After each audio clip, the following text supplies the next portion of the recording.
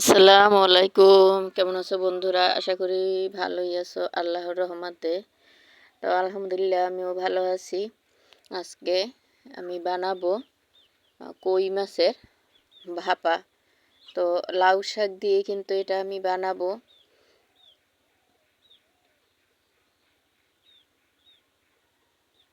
দেখো কত সুন্দর দেখাচ্ছে। খেতেও কিন্তু খুবই মজা হয়েছে। তো তোমরা একদিন হলেও বাসায় ট্রাই করে দেখতে পারো।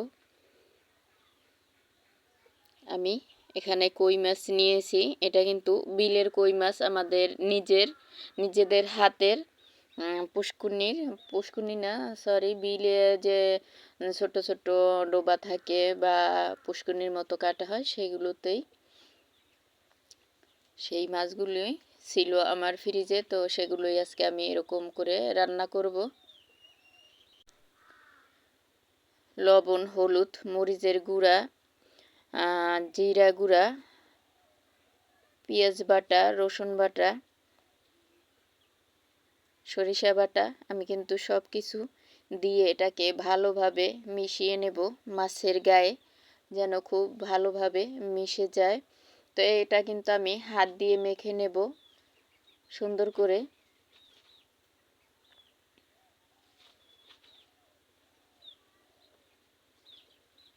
সাথে পরিমাণ মতো তেল দিয়ে দিলাম।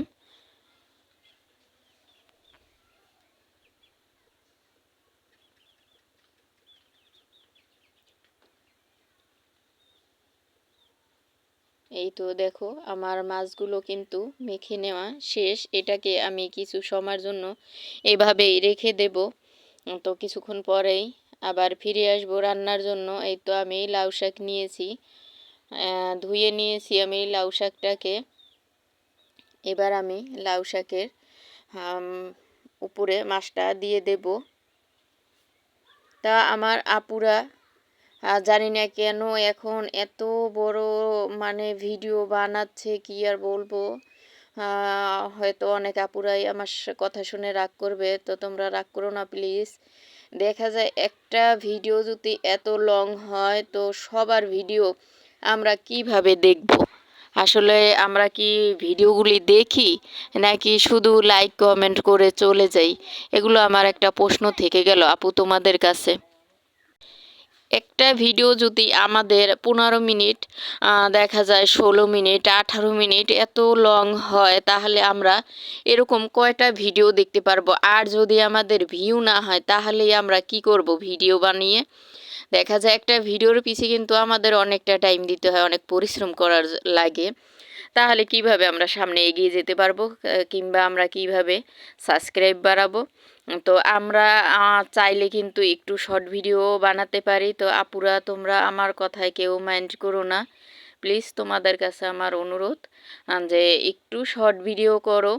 দেখা যায় সামনে রমজান আসছে, তো এরকম যদি লং ভিডিও হয় তাহলে তো আমরা কারো ভিডিওই কিন্তু ঠিকভাবে দেখতে পারবো না। তো তোমরা প্লিজ সবাই একটু শর্ট ভিডিও বানানোর চেষ্টা করে থাকবে, তাহলে কিন্তু আমরা ঠিকই একে অপরের পাশে থাকতে পারবো। আর তা না হলে দেখা যাবে আমরা কিন্তু কারো ভিডিও ঠিকভাবেই দেখতে পারবো না। তো আমার একটাই প্রশ্ন, যে অনেক আপুর ভিডিওতে দেখি 100 কিংবা 150 পরিমাণে কমেন্ট বা লাইক আসে, তারা কিভাবে এই ভিডিওগুলি দেখে? আদৌ কি দেখে নাকি শুধু একটা কমেন্ট করে আর লাইক দিয়ে চলে যায়? এটা আমার একটা প্রশ্ন আপুদের কাছে। জানি না কিভাবে সম্ভব। সবারই তো দেখা যায় আমাদের সংসার আছে।